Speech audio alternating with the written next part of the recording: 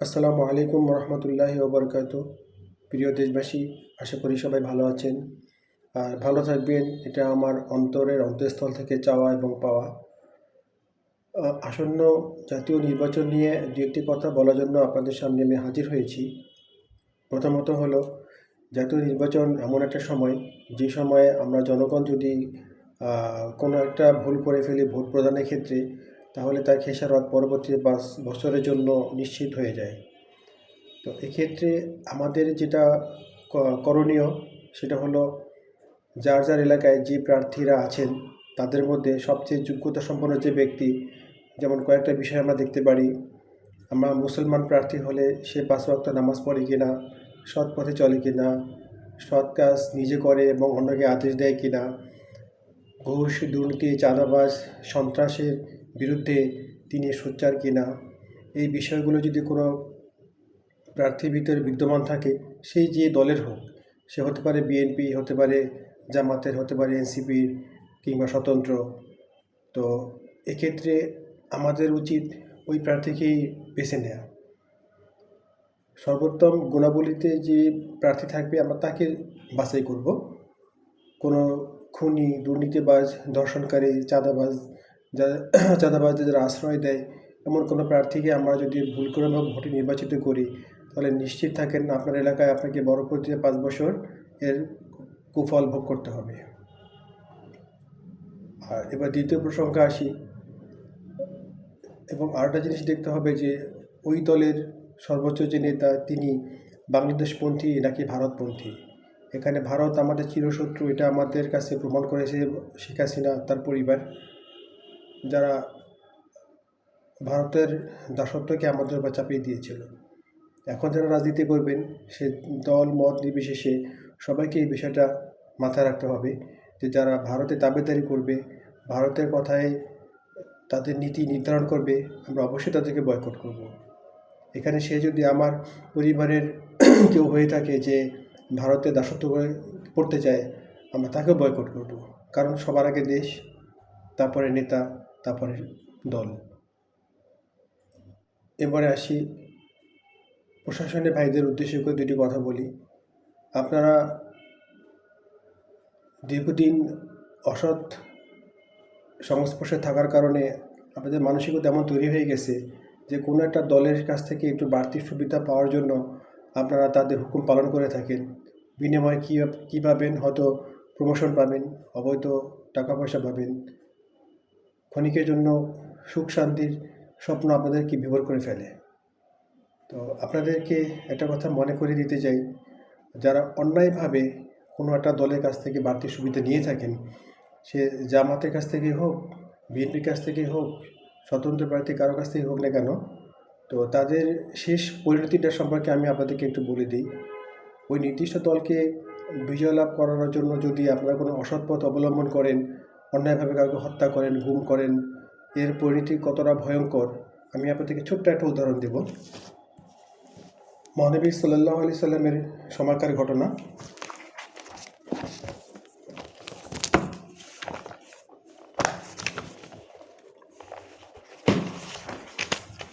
এটা ছিল 8ম হিজরি রমজান মাসের প্রথম ভাগ। এই অভিযান কোনো শত্রুর বিরুদ্ধে পরিচালিত হয়নি, ইহা মক্কা অভিযানের সমর কৌশলের অংশবিশেষ। এর উদ্দেশ্য শত্রুর চোখে ধুলি দেওয়া, যেন মহানবী সাল্লাল্লাহু আলাইহি সাল্লামের মক্কা অভিযান মক্কার দিকে নয়, অপর দিকে। তো এই অভিযানের সময় হজরত আবু কাতাদা রাদিয়াল্লাহু তাআলা আনহু উনি একটি ছোট্ট দল নিয়ে একটা এলাকা অভিযানে অগ্রসর হন। সেই দলে তার প্রধান একজন ছিলেন সাহাবী হজরত মুহাক্কেম ইবনে জাসসাম রাদিয়াল্লাহু তাআলা আনহু। ওনাকে সাথে নিয়ে আরও কিছু সাহাবী নিয়ে কাতাদা রাদিয়াল্লাহু তাআলা আনহু সেই অভিযানে রওনা হন। পথিমধ্যে একটা গোত্রের সঙ্গে দেখা হয়, সেই গোত্রটা তখনও ইসলাম গ্রহণ করেনি, কিন্তু তারা মনে মনে ইসলাম গ্রহণ করার জন্য প্রস্তুতি নিয়ে রেখেছিল মহানবী সাল্লাল্লাহু আলাইহি সাল্লামের আদর্শের অনুপ্রাণিত হয়ে। তো সেই গোত্রের মধ্যে একজন ব্যক্তির সাথে এই মুহাক্কেম ইবনে জাসসাম, এই সাহাবীর ইসলাম গ্রহণের পূর্বে তার পূর্ব শত্রুতা ছিল। সেই শত্রুতা থাকার কারণে মুহাক্কিম ইবনে জাসসাম চিন্তা করলো, এখন যদি তাকে, যেহেতু সে ইসলাম গ্রহণ করে নাই, এখন যদি এটা অজুহাত খুঁজে একটা মিথ্যে বাহানা করে তাকে হত্যা করা হয়, তাহলে তার শত্রুতাও আদায় হয়ে গেল, আর এই ব্যাপারে মহানবী সাল্লাল্লাহু সাল্লাম তাকে কিছু বলবেও না। সে তার অসৎ উদ্দেশ্য নিয়ে তখন সেই সেই ব্যক্তির নাম ছিল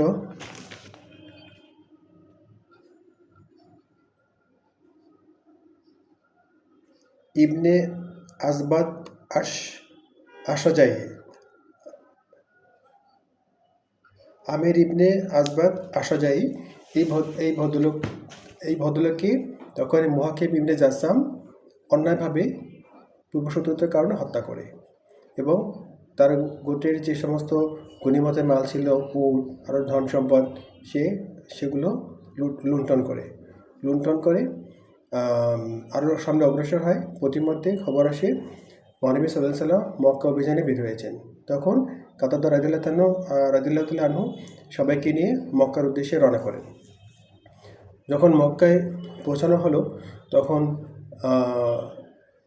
কাতাদা রাদিয়াল্লাহু আনহুর সাথে থাকা মুহাক্কিম ইবনে জাসসাম সে মহানবী সাল্লাল্লাহু আলাইহি সাল্লামের কাছে এসে বলতেছিলেন খুব গর্ব সহকারে যে, ইয়া রাসূলুল্লাহ, আমি এই গোত্রের অভিযানের সময় আমি তাদের কয়েকজনকে বন্দী করি, এবং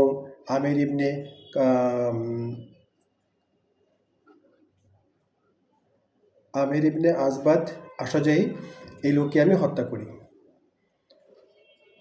এই কথা শোনার পরে মহানবী সাল্লাল্লাহু আলাইহি সাল্লাম তার দিকে কিছুক্ষণ বিষণ্ণ দিকে তাকিয়ে রইলেন। তখন মুহাক্কিম ইবনে জাসসাম বলতেছিলেন যে, ইয়া রাসূলুল্লাহ, আমি কি কোনো ভুল করেছি? তখন নবীজি সাল্লাল্লাহু আলাইহি সাল্লাম তাকে বললেন,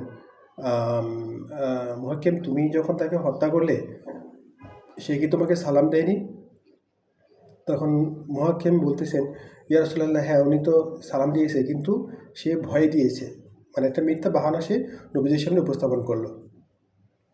তখন মহানবী সাল্লাল্লাহু আলাইহি সাল্লাম বলেন যে, তুমি তাহলে তার বক্ষ বিদীর্ণ করলে না কেন? তাহলে দেখতে পেতে সে সত্য বলছে না মিথ্যা বলছে। এই কথা শোনার পরে মহানবী সাল্লাল্লাহু আলাইহি সাল্লাম মুহাক্কিম ইবনে জাসসামকে তাকে চোখের সামনে থেকে সরে যেতে বললেন, যে তুমি তাকে অন্যায়ভাবে হত্যা করেছো। এই কথা বলে মহানবী সাল্লাল্লাহু আলাইহি সাল্লাম মুহাক্কিম ইবনে জাসসামকে চলে যেতে বললেন। তখন মুহাক্কিম ইবনে জাসসাম উনি বুঝতে পেরেছেন যে আল্লাহ রাব্বুল আলামিন আগেই নবীজি সাল্লাল্লাহু আলাইহি সাল্লামকে ওহী মারফত জানিয়ে দিয়েছেন। তখন সে খুব ভীত সন্ত্রস্ত হয়ে পড়ল, এবং মুহাক্কিম ইবনে জাসসাম উনি বারবার নবীজি সাল্লাল্লাহু আলাইহি সাল্লামকে অনুরোধ করলো, ইয়া রাসূলুল্লাহ সাল্লাল্লাহু আলাইহি সাল্লাম, আপনি আমার জন্য আল্লাহর কাছে তওবা করুন, আমার ভুল হয়ে গেছে, আমি ক্ষমা প্রার্থনা করতেছি। মহানবী সাল্লাল্লাহু আলাইহি সাল্লাম বলেন, আল্লাহ না করুক তিনি তোমাকে ক্ষমা করেন, কারণ তুমি এমন একটা গর্হিত অপরাধ করেছো। তুমি একজনকে হাতে তোমার ক্ষমতা থাকা অবস্থায় তুমি আরেকজনকে অন্যায়ভাবে হত্যা করেছো। এটা আল্লাহ পাকের দরবারে তোমার জন্য ফয়সালা হয়ে গেছে, তোমার জন্য জাহান্নাম সুনিশ্চিত। এই কথা বলার পরে মুহাক্কিম ইবনে জাসসাম চলে গেছেন। আবার দুদিন পরে সে আবার এসে নবীজি সাল্লাল্লাহু আলাইহি ওয়াসাল্লামের কাছে এসে পায়ে পড়ে কান্নাকাটি করতেছেন, ইয়া রাসূলুল্লাহ, আমার জন্য আরেকবার আপনি আল্লাহর কাছে তওবা করুন, যাতে আল্লাহ পাক আমাকে ক্ষমা করে দেন, কারণ উনি ক্ষমা না করলে আমার জাহান্নাম ছাড়া কোনো পথ নেই। তখন মহানবী সাল্লাল্লাহু আলাইহি সাল্লাম রাগান্বিত হয়ে বললেন, তিনবার বলছেন, আল্লাহ পাক তোমাকে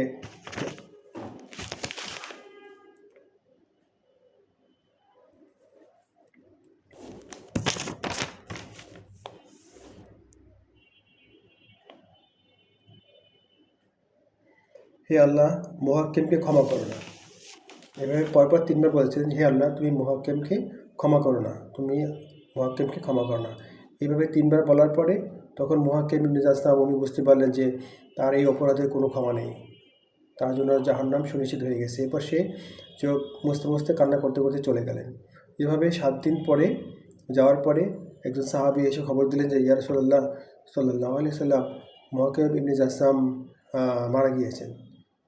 তো নবীজি সাল্লাল্লাহু আলাইহি সাল্লাম বলে যে, ঠিক আছে, তোমাদের মতো দাফন করো। সাধারণত যে কোনো সাহাবী মারা গেলে, শহীদ হলে নবীজি সাল্লাল্লাহু আলাইহি সাল্লাম নিজে জানাজা পড়াতেন, কিন্তু এক্ষেত্রে জাহান্নামী মুহাক্কিমের ব্যাপারে মহানবী সাল্লাল্লাহু আলাইহি সাল্লাম জানাজা গেলেন না। তখন অন্যান্য সাহাবীরা সেই মুহাক্কিমকে দাফন করে চলে আসে। কিন্তু পরক্ষণে দেখা গেছে সেই মহাকেমকে কবর থেকে কে যেন বাইরে ছুঁড়ে ফেলে দিয়েছে। এভাবে তখন ওখান থেকে সরিয়ে পরের দিন যখন এই ঘটনা জানাজানি হলো, আবার সাহাবারা আবার গিয়েছেন, সেখান থেকে আবার অন্য জায়গায় দাফন করা হলো, দাফন করে চলে আসছে। পরের দিন দেখা গেছে সেই মহাকেমের লাশ আবার কবরে বাইরে চলে আসছে। এইভাবে পরপর 3 দিন তাকে দাফন করা হয় এবং 3বারও কবর তাকে দুনিয়ার বুকে ছুঁড়ে ফেলে দিয়েছে, কবর থেকে মাটির মধ্যে গ্রহণ আর করেনি। মহানবী সাল্লাল্লাহু আলাইহি সাল্লামের কাছে সংবাদ আসলো, তখন নবীজি বললেন যে আল্লাহ পাক তার প্রতি এতটাই নারাজ হয়েছে, তার ক্ষমতার অপব্যবহার করে হত্যার কারণে আল্লাহ রাব্বুল আলামিন তোমাদেরকে সতর্ক করছেন যে ভবিষ্যতে যাতে এইভাবে হাতে ক্ষমতা পাওয়ার পরে কাউকে হত্যা না করো। তখন নবীজি সাল্লাল্লাহু আলাইহি সাল্লাম বলেন যে ওকে কবরে গ্রহণ করবে না, তোমরা কাজ করো, ওই মাটির উপরেই পাথর চাপা দিয়ে ডালপালা দিয়ে ঢেকে রাখো, ওর ওভাবেই সমাপ্তি করবে। তো প্রশাসনে যারা আছেন, আর্মি, পুলিশ, বিজিবি, সচিব, আমলা, আমি সবার কাছে অনুরোধ করি, এটা মহানবী সাল্লাল্লাহু আলাইহি সাল্লামের সময়কার ঘটনা। উনি আল্লাহর কাছে চাইলে ক্ষমার জন্য প্রার্থনা করতে পারতেন মহাকামের জন্য, কিন্তু নবী সাল্লাল্লাহু আলাইহি সাল্লাম সেটা করেননি, কারণ এটা এত ঘৃণিত কাজ, এত বড় ধরনের অপরাধ, যার কোনো ক্ষমা হয় না। তাই আসুন নির্বাচনকে সামনে কেন্দ্র করে কোনো দলকে বিজয় লাভ করার অসৎ উদ্দেশ্য পরিত্যাগ করে আল্লাহকে ভয় করি। মৃত্যু আমাদের হবেই, 2 দিন আগে আর পরে, কেউ পৃথিবীতে চিরস্থায়ী নয়।